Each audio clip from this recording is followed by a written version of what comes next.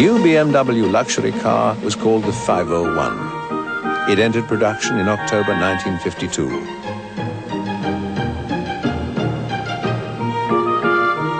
The body had generous flowing lines.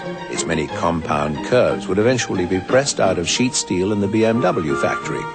But for a while, all the bodies would come from the Bauer coachworks.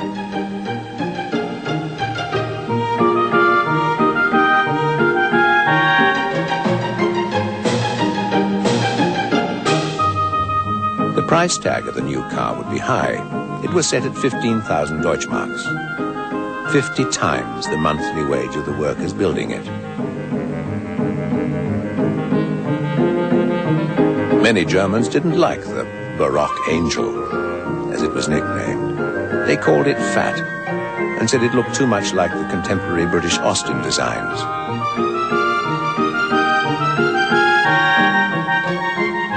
They were also critical of BMW for putting a weak, elderly engine into such a bulky car.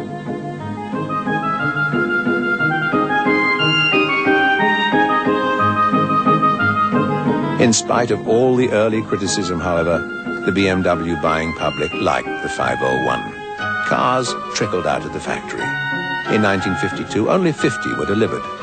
But by the time the 501 was replaced by the 502, in 1955, a total of 5,692 had been built. The 501 was underpowered, but it wasn't slow. It had a top speed of 85 miles an hour. Acceleration was another matter. It took over half a minute to reach 60.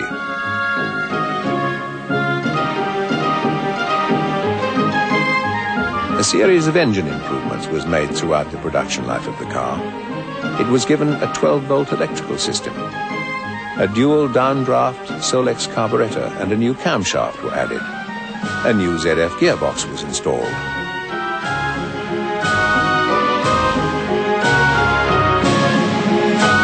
Top speed was increased, but reliability reduced. BMW's already stretched financial situation was stretched even further by the number of repairs it had to make to these cars under guarantee.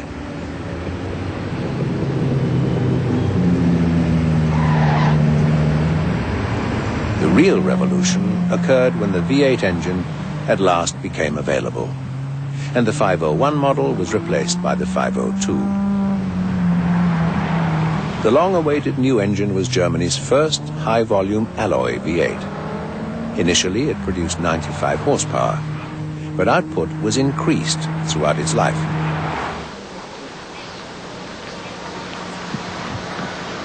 This is a 1954 502. It was a beautifully made luxury car, with a top speed now approaching 100 miles an hour, and finally, acceleration to match.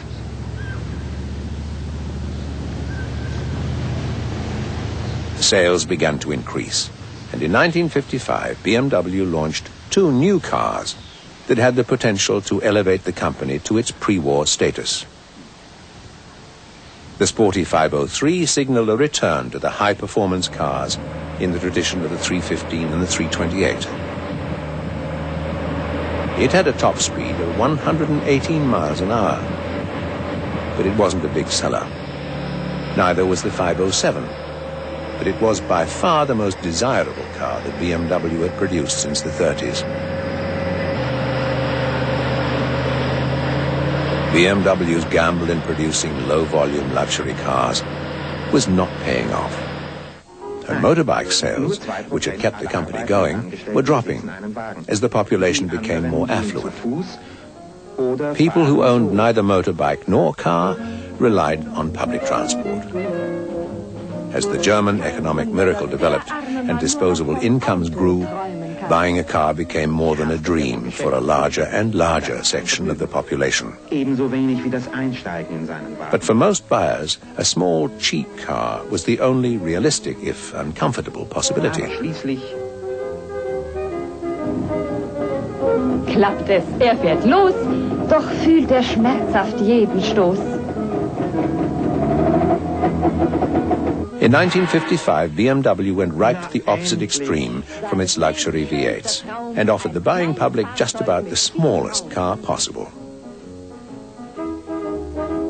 No more problems finding parking spaces, and no more damage trying to fit into a space too small for the car. Wie sie sich auch dreht und windet, sie nirgends Platz zum Parken findet. In the new BMW, parking was as simple as it can get. Mit diesem Fahrzeug ohne Tücke findet Raum sie in der kleinsten Lücke. Ein schöner Traum, nicht wahr? The Isetta, as it was called, belonged to a class known in the 50s as the bubble car. It was designed by an Italian refrigerator manufacturer, Renzo Rivolta, and BMW was one of several companies that built it under license. It really could be driven straight into a tiny parking space, and many who could only afford to look at luxury V8s could actually buy an Isetta.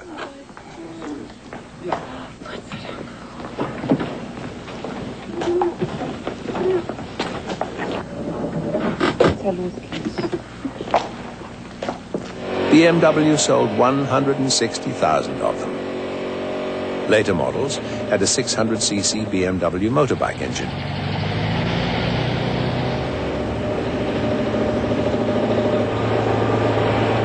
Ironically, this strange little car helped BMW to survive.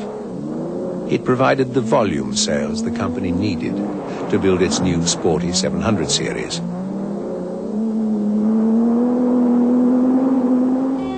Der Wagen mit Profil. BMW LS Luxus. Groß, großartig zu fahren, größter Komfort. The 700 was released in 1959 and remained in production in several different versions until 1965. Luxus. Der Wagen mit Profil. Its 700cc motorbike engine was only slightly larger than that of the 600 bubble car, but it looked like a real car and found a steady stream of buyers.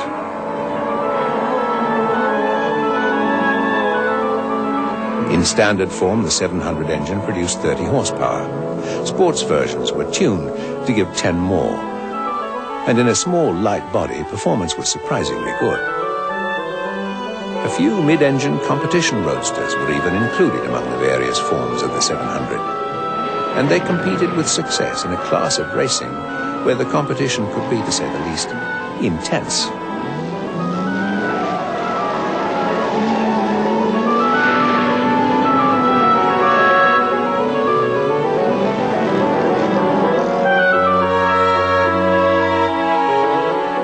The 700 was a very important BMW. Although it didn't make a fortune for the company, it paid its way. BMW researchers identified the need for a slightly larger car to fill the gap between the 700 and the luxury tourers. But the company's planners argued about just what kind of car they should build. In the meantime, the company nearly went broke.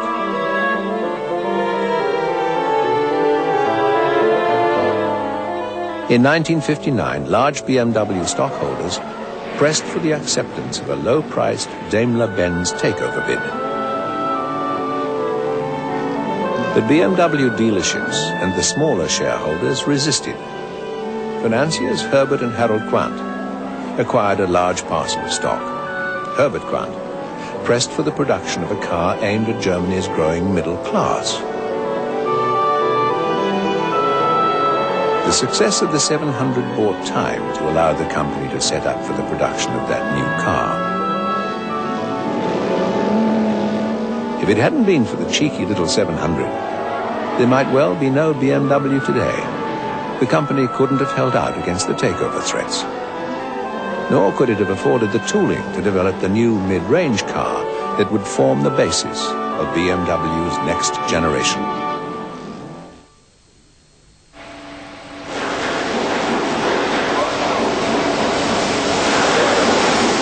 It was essential to BMW that the new car, the 1500, be ready for release at the Frankfurt Motor Show in the autumn of 1961. It was not yet ready for production, but BMW felt that it had to be shown to interest potential customers. The 1500cc four-cylinder engine was well developed, but there was conflict between the development engineers and the sales department about the look of the new car. The sales department prevailed. The Italian stylist, Michelotti, was asked to incorporate the traditional BMW kidney-shaped grille into the new front bodywork.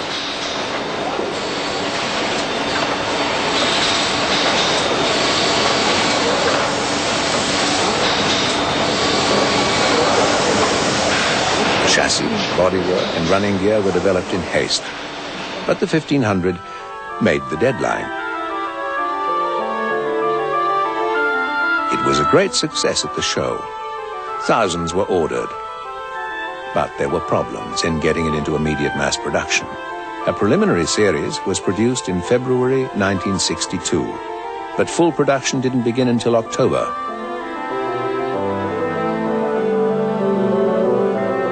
Only 2,000 were built in the year, against 20,000 orders placed by the end of 1961. The 1500 was a new beginning for BMW. It was known within the company as the New Series, or New Range. It offered very sporty road performance and was a natural for competition.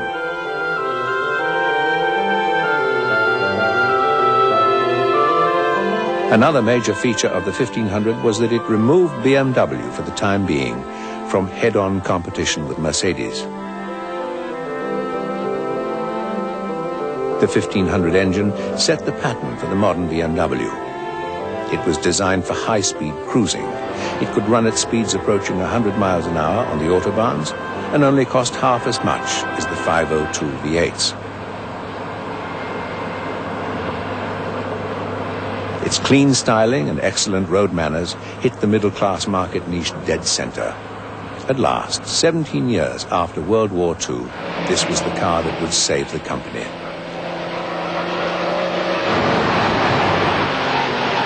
As the 1500's success continued, BMW began to drop its older and less profitable models. The little Isetta was dispensed with in 1962. The 501 and 502 V8s went out of production in 1963.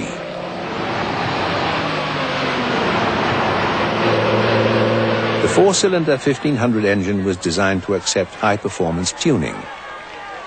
It was also designed to be stretchable.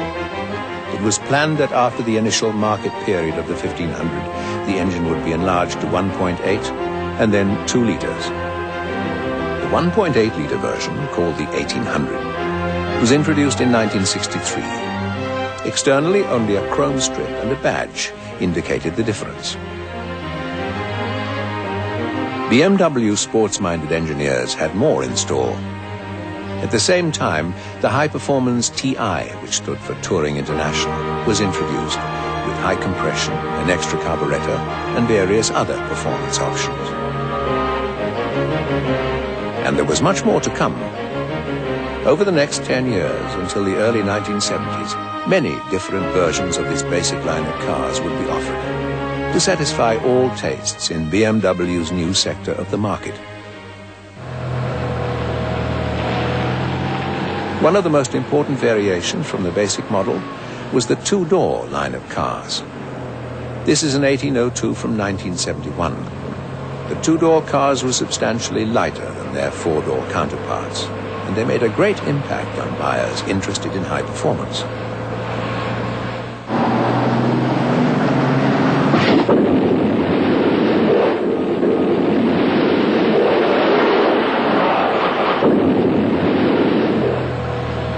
Development continued. The 2000 range, with a 2-liter version of the four-cylinder engine, came onto the market in 1966. The new BMWs changed the traditional notion of a sports car. They were engineered to outperform most of the two-seater roadsters of the 60s, and yet they looked like normal sedans. Eventually, the 2000 became available in a fuel-injected version, the TII, released in 1969. It had a top speed of 115 miles an hour.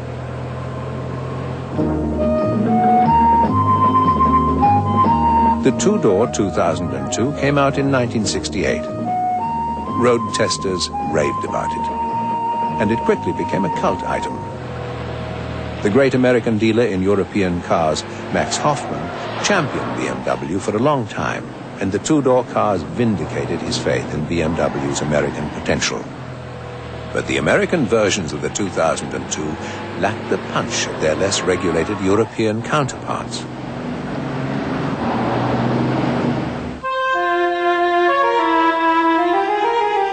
While the line of cars that saved BMW had four-cylinder engines, the company's tradition of six cylinders, dating back to the 30s, was not forgotten.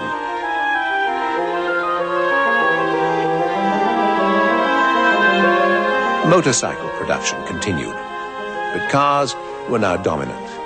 And among the new products of BMW's rapidly developing technology was a new line of six-cylinder cars, the BMW 2500s. The four-cylinder cars had started with the 1500 engine, which was designed to be easily expanded to larger capacities. The same principle was adopted for the six-cylinder cars. Increasing demand led to a period of change and expansion. New factories were taken over and renovated. Motorcycle production was moved to Berlin. The company, almost bankrupt less than 10 years before, was rapidly expanding.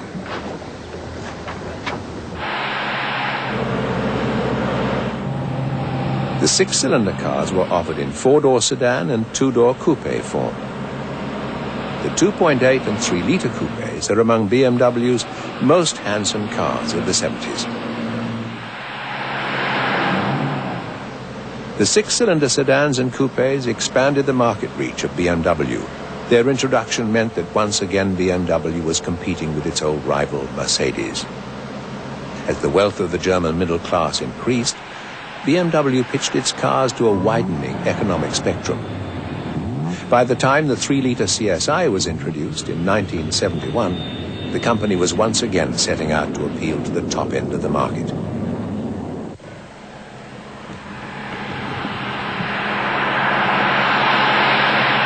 The elegant 3-liter CSI once again positioned BMW in the market sector they had occupied so successfully in the 30s, with cars like the 327.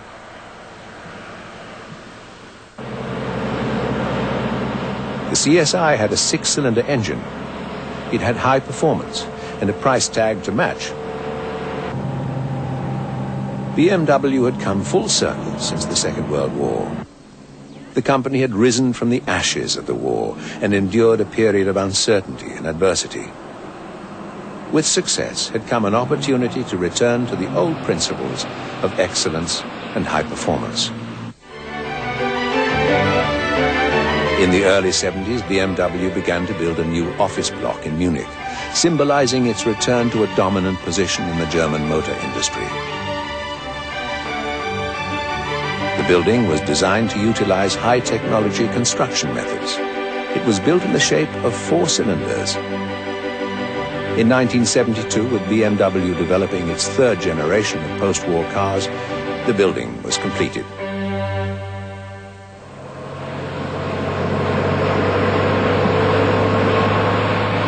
From its position of prosperity in the early 70s, BMW could look back over the brilliant cars that had saved the company, the great misguided cars that had nearly ruined it, and beyond the devastation of the war to the elegant coupes and roadsters that had set a standard for excellence in the 30s. From the 315, BMW's first sports car, and the little Austin 7-based Dixie that started it all, BMW had come a long way.